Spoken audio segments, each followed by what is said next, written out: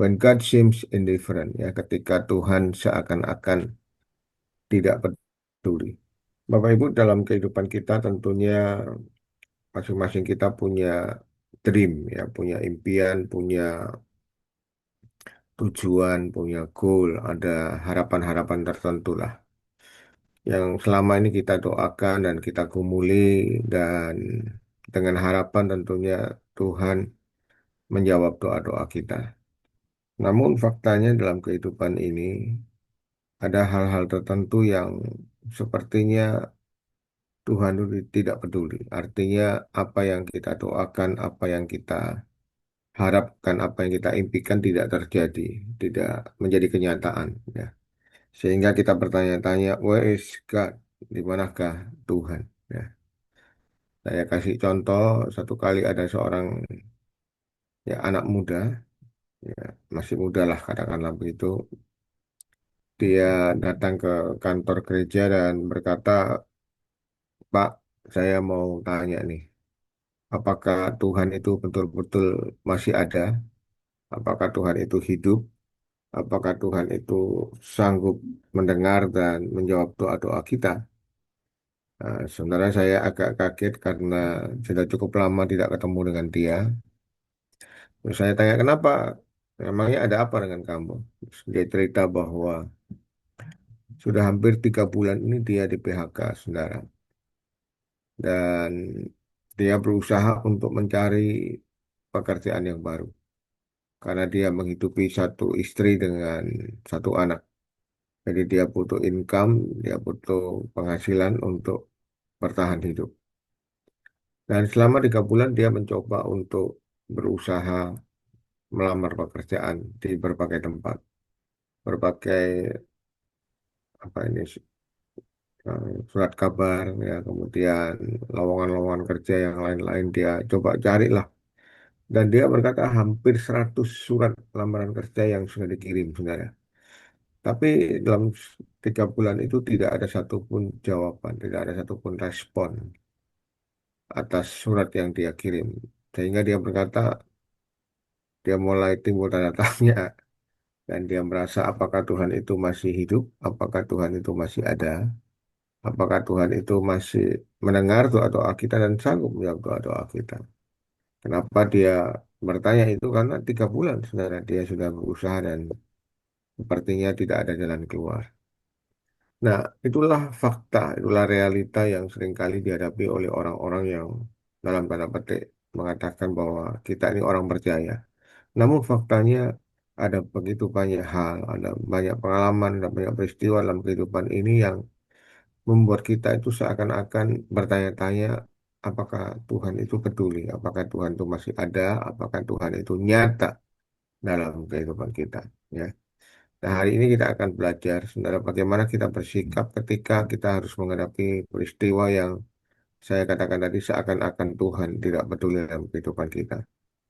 Nah, sikap ini sangat penting karena sikap kita akan menentukan berkat Tuhan dalam kehidupan kita. Next, ya. Oke, kita akan membaca dari 2 Korintus pasal 12 ayat 7 sampai 10. Dikatakan begini, dan supaya aku jangan meninggikan diri karena penyataan-penyataan yang luar biasa itu. Kita tahu bahwa Rasul Paulus pernah naik ke surga tingkat 3 dan dia mengalami satu perjumpaan dengan Tuhan yang luar biasa. Dikatakan supaya aku jangan meninggikan diri karena pernyataan-pernyataan yang luar biasa itu, maka aku diberi suatu duri di dalam dagingku, yaitu seorang utusan iblis untuk menggojok aku supaya aku jangan meninggikan diri. Tentang hal itu aku sudah 3 kali berseru kepada Tuhan. Nah, perhatikan Bapak Ibu, dikatakan di sini sudah 3 kali aku berseru kepada Tuhan supaya utusan iblis itu mundur daripadaku. Next, Bapak Ibu. Ayat berikutnya. Tetapi jawab Tuhan kepadaku, cukuplah kasih karuniaku bagimu. Sebab justru dalam kelemahanlah kuasaku menjadi sempurna. Sebab itu terlebih suka aku bermegah atas kelemahanku, supaya kuasa Kristus turun menaungi aku. Karena itu aku senang dan rela di dalam kelemahan, di dalam siksaan, di dalam kesukaran, di dalam penganiayaan dan kesesakan oleh karena Kristus. Sebab jika aku lemah, maka aku kuat. Nah, Bapak Ibu, dari ayat ini ada beberapa hal yang kita bisa pelajari. Yang pertama kita belajar realita dalam Alkitab bahwa walaupun Tuhan itu mengasihi seseorang, namun ada kalanya ia bersikap seakan-akan tidak peduli terhadap harapan orang tersebut. Nah, itu yang terjadi dengan Paulus, Bapak Ibu. Dari ayat yang kita baca tadi dikatakan bahwa Paulus berkata ada semacam duri dalam daging. Ya, dikatakan di sini saya lihat sebentar, maka ada duri dalam daging, yaitu seorang utusan iblis yang menggocok aku supaya aku jangan meninggikan diri. Ya.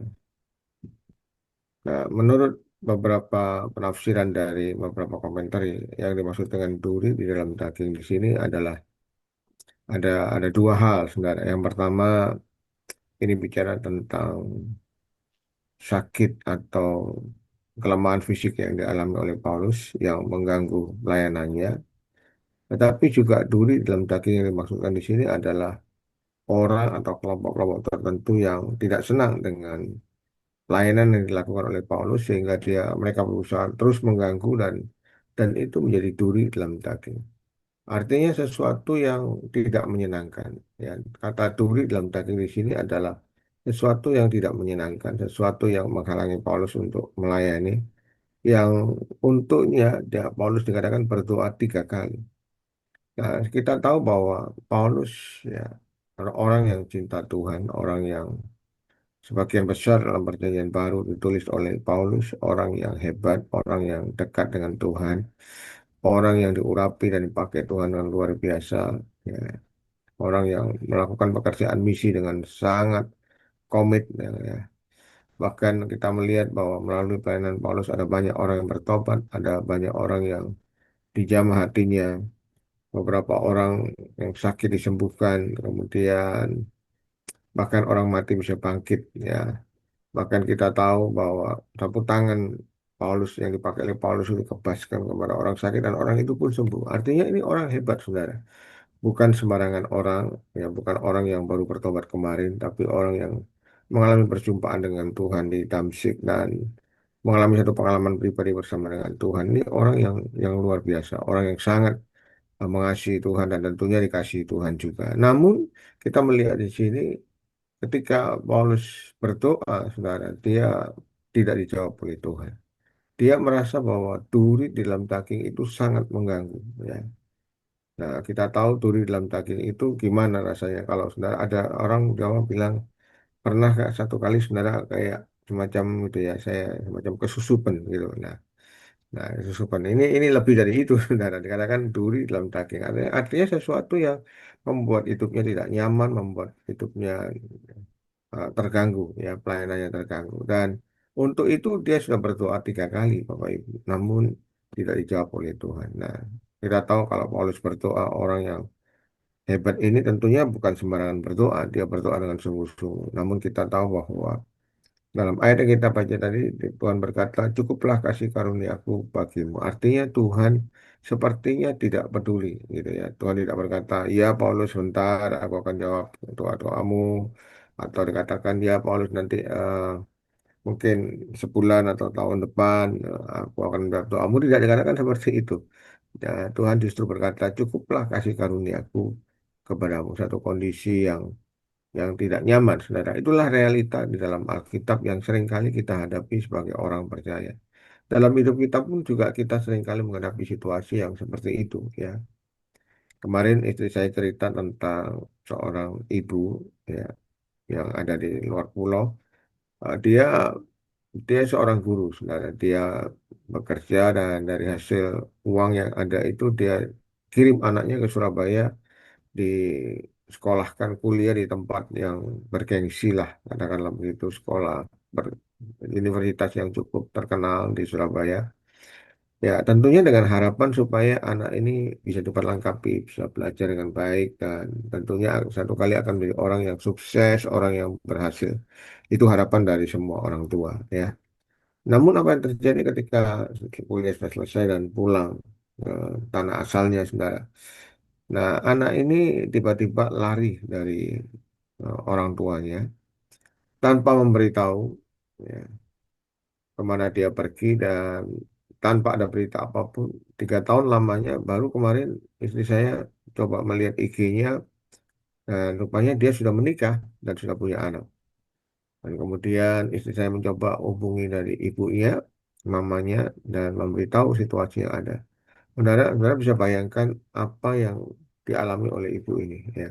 Itu yang saya katakan duri di dalam daging. Nah, kalau kita bicara tentang duri di dalam daging ini ada banyak hal. Bisa juga kelemahan fisik atau sakit penyakit yang kita alami yang selama ini kita doakan terus-menerus dari waktu ke waktu, dari tahun ke tahun. Nah, bukannya semakin sembuh, tapi sepertinya Tuhan tidak peduli sama sekali dalam kehidupan kita. Bisa juga duri dalam daging ini masalah keuangan atau ya pasangan hidup kita lah.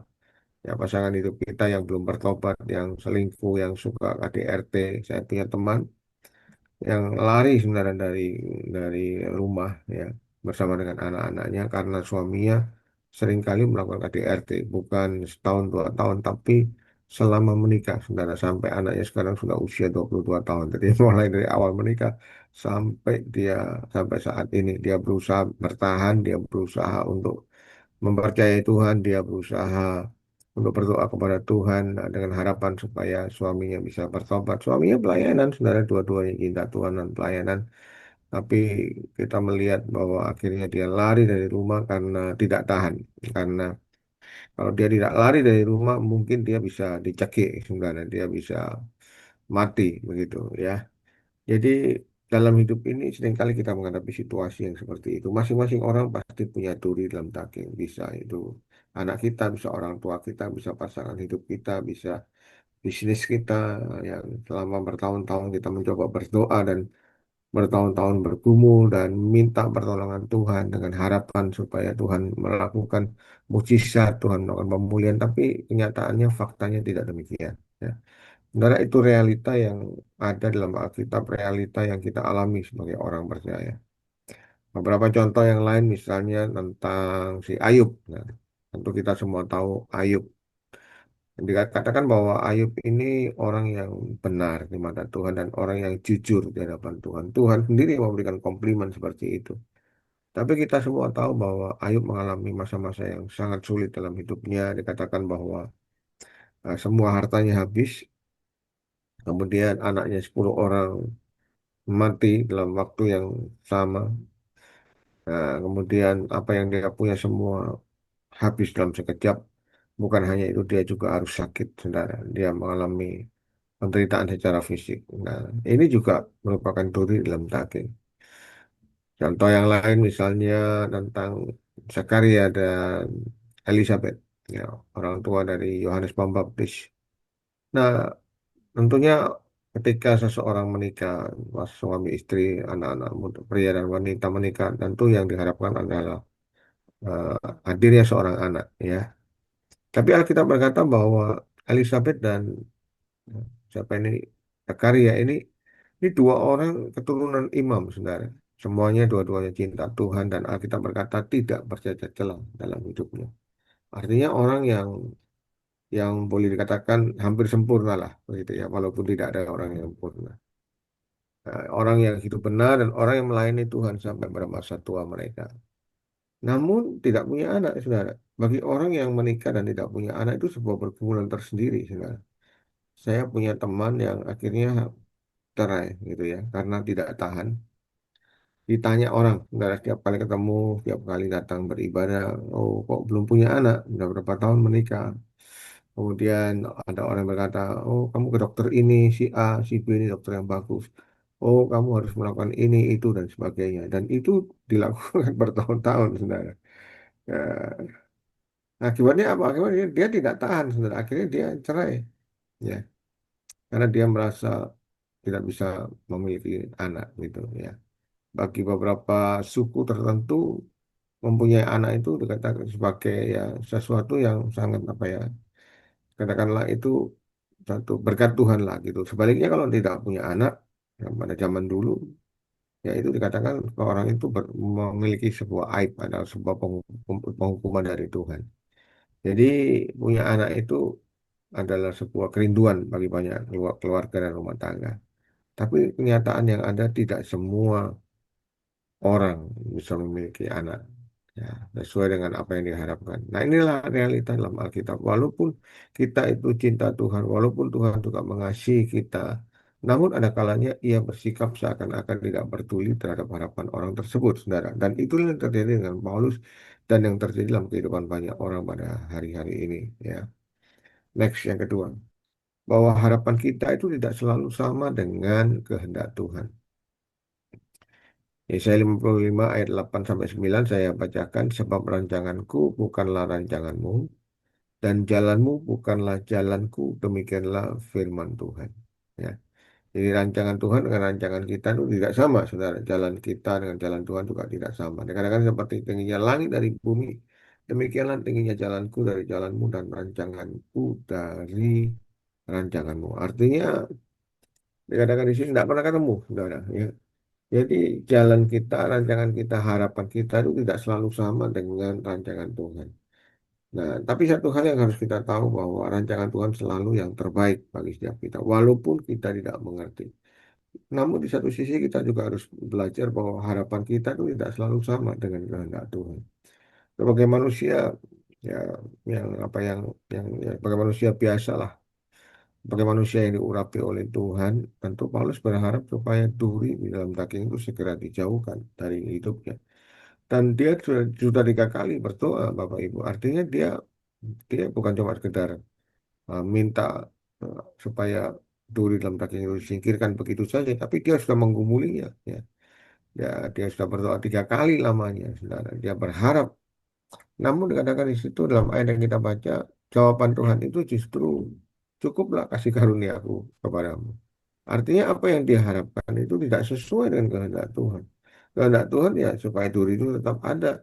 Nah, apa maksudnya kita tidak tahu. Saudara. Dalam ayat yang kita baca tadi dikatakan supaya aku tidak meninggikan diri dengan pernyataan-pernyataan yang luar biasa yang dialami oleh Paulus.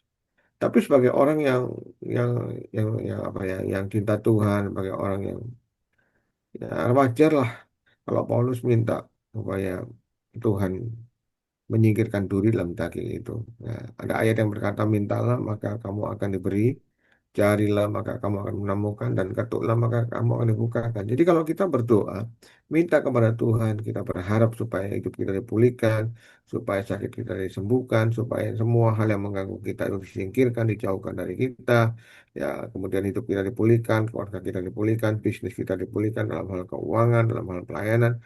Saya pikir itu hal yang wajar, ya, dan itu Alkitabiah gitu kan, kita katakan mintalah gitu ya. Jadi artinya ya boleh-boleh saja, tidak ada hal yang menghalangi kita untuk berdoa dan minta kepada Tuhan. Namun satu sisi kita juga harus mengerti bahwa harapan kita itu tidak selalu sama dengan kehendak Tuhan. Ya. Nah, kehendak Tuhan dalam hal ini kita melihat bahwa duri itu Tuhan izinkan terjadi dalam kehidupan Paulus. Ya, dengan satu tujuan supaya Paulus tidak menjadi sombong, tidak menjadi tinggi hati, atau dengan tujuan yang lain kita tidak tahu. Nah, hal yang sama Bapak Ibu kita harus pahami bahwa ketika kita mengalami situasi yang sulit, situasi yang berat, seperti dikatakan duri dalam daging tadi, nah kita harus percaya, kita harus meyakini bahwa apapun yang terjadi dalam kehidupan kita, pasti Tuhan punya rencana yang baik, punya rencana yang indah. Hari ini kita belum mengerti, mungkin bulan depan kita juga belum juga mengerti ya kenapa harus terjadi, kenapa kenapa bukan orang lain, kenapa harus aku gitu kan. Satu kali ada seorang teman yang cinta Tuhan, saudara. Dia pelayanan semangat cinta Tuhan, pelayanan mahasiswa, pelayanan anak-anak juga, seluruh keluarga, istri, anak-anaknya juga cinta Tuhan. Pokoknya hebat lah, luar biasa. Semangat cinta Tuhan. Sejak masa mudanya sampai menikah, sampai punya anak, cinta Tuhan. Dia semangat dalam pelayanan.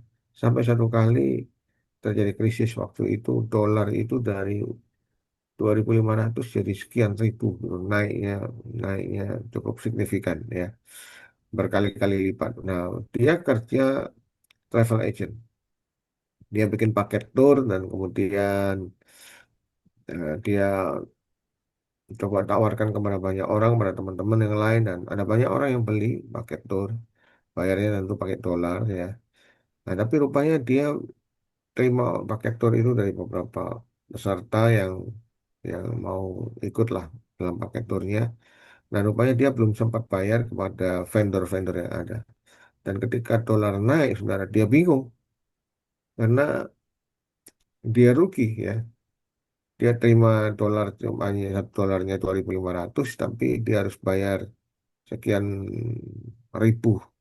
Satu dolarnya itu sekian ribu, mungkin waktu itu sekitar hampir 15.000 atau gimana gitu, waktu krisis terjadi. Jadi dia tidak punya cukup uang sebenarnya. Dia marah kepada Tuhan, dia mogok, dia berkata kepada Tuhan, why God, kenapa aku harus mengalami situasi itu? Aku itu kurang apa ya? Pelayanan juga sudah, cinta Tuhan juga sudah, ya kemudian memberikan waktu terbaik juga sudah, semua yang dia lakukan sudah yang terbaik untuk Tuhan. Tapi kenapa Tuhan izinkan aku harus mengalami situasi yang seperti itu? Dia marah kepada Tuhan dan dia tidak mau lagi ke gereja, dia mogok ke gereja dan itu terjadi bertahun-tahun, Bapak Ibu, bertahun-tahun sampai satu kali dia sakit, divonis sakit kanker, dan disitulah dia bertobat, dia menyadari bahwa dia perlu Tuhan ya. Dia kembali kepada Tuhan. Memang pada akhirnya dia meninggal, tapi dia meninggal di dalam Tuhan. Dia meninggal dalam tintahnya kepada Tuhan, kasihnya dipulihkan dengan semangat yang kasih yang mula-mula itu dia alami, saudara ya. Nah, tapi itulah realita yang harus kita hadapi, Bapak Ibu. Ya, harapan kita tidak selalu sama dengan kehendak Tuhan. Apa yang kita harapkan itu seringkali tidak ketemu. Ya, itu sebagai manusia biasa wajar lah kita berharap bahwa hidup kita baik-baik saja, hidup kita diberkati, dan itu janji Tuhan. Ya, jadi berdoa untuk pemulihan itu janji Tuhan, dan itu menurut saya wajar dan masih alkitabiah ya. Tapi seringkali kita tidak mengerti bahwa kenapa Tuhan harus izinkan ya harapan kita itu tidak menjadi kenyataan ya, karena tidak sesuai dengan kehendak Tuhan. Poin yang ketiga, next Wahyu. Poin yang ketiga, kita belajar di sini bahwa Tuhan itu mengabulkan doa seseorang bukan hanya karena iman orang tersebut semata-mata. Next Wahyu, lanjut aja langsung semua.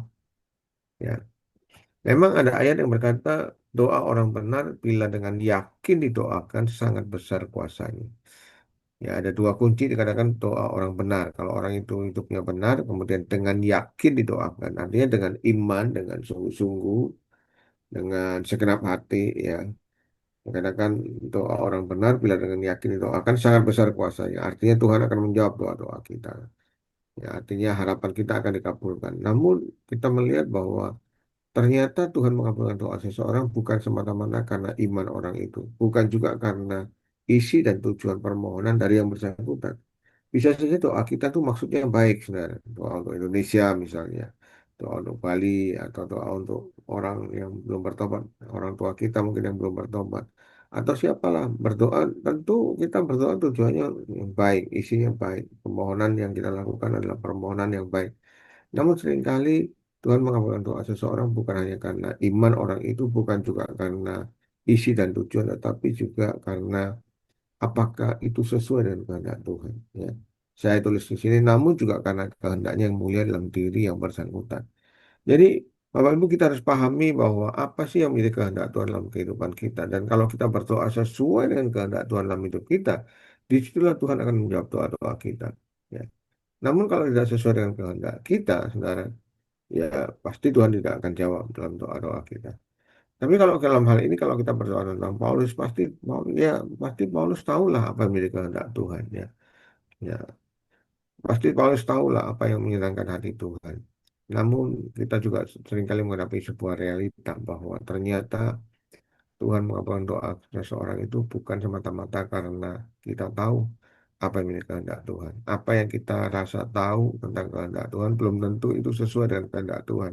Dari Yesaya tadi pasal yang ke-55 ayat yang ke-8 sampai 9 kita paham bahwa apa yang menjadi kehendak Tuhan itu seringkali berbeda. Ya, apa yang menjadi jalan Tuhan, rancangan Tuhan itu berbeda dengan rancangan dan dengan kehendak kita. Nah, sebabnya kita perlu belajar untuk bersikap dengan benar. Yang keempat, Next, Wahyu. Yang keempat, hanya karena anugerahnya yang memampukan kita untuk hidup benar sesuai dengan kehendak Tuhan. Next, lanjut, Wahyu. Hanya karena anugerah menyanggupan kita untuk menerima kehendak Tuhan, termasuk ketika kehendaknya tidak sesuai dengan harapan kita. Nah, itulah yang terjadi dalam kehidupan Paulus. Akhirnya Paulus berkata bahwa karena itu dikatakan di sini aku bersuka cita, lebih suka, ya dikatakan di sini rela dalam kelemahan, di dalam siksaan, di dalam kesukaran, dan di dalam penganiayaan dan kesesakan oleh karena Kristus. Sebab dikatakan jika aku lemah, maka aku kuat. Jadi dalam ayat ini bukan berarti Paulus suka mengalami masalah, bukan. Bukan berarti Paulus suka dalam kesukaran atau dalam penderitaan juga bukan, saudara. Sebagai manusia yang normal, tentu dia ingin supaya hidupnya baik-baik saja. Tapi kalau hal itu harus terjadi dalam hidupnya, saudara, dia belajar untuk menerima situasi dan kondisi keadaan yang Tuhan mau terjadi dalam hidupnya. Dan itu semua bisa terjadi, bisa kita lakukan karena anugerah Tuhan. Semata-mata karena anugerah Tuhan.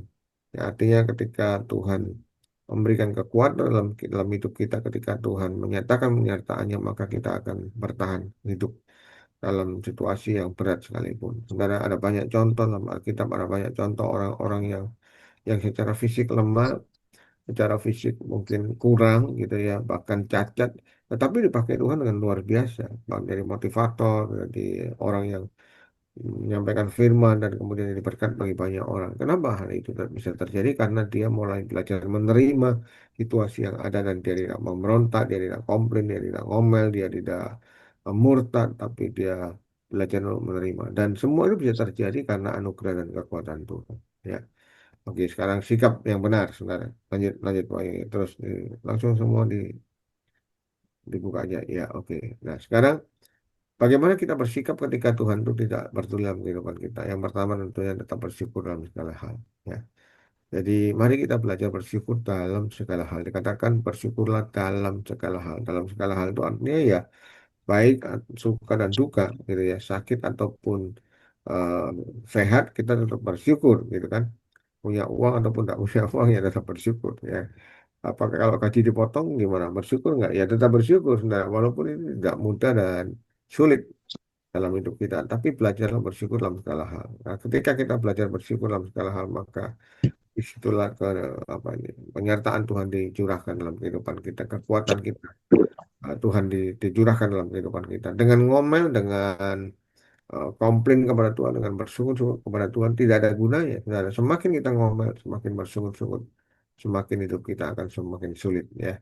Karena itu belajarlah bersyukur. Ketika kita bersyukur, maka Tuhan akan memberikan kekuatan dalam kehidupan kita. Yang kedua, tetap mengasihi Tuhan. Saudara. Dalam kondisi yang sulit, tetap belajar untuk mengasihi Tuhan. Artinya jangan pernah curiga bahwa Tuhan tidak mengasihi kita. Jangan pernah curiga seperti itu. Jangan pernah berkata bahwa wah, mungkin hari ini Tuhan tidak mengasihi aku ya.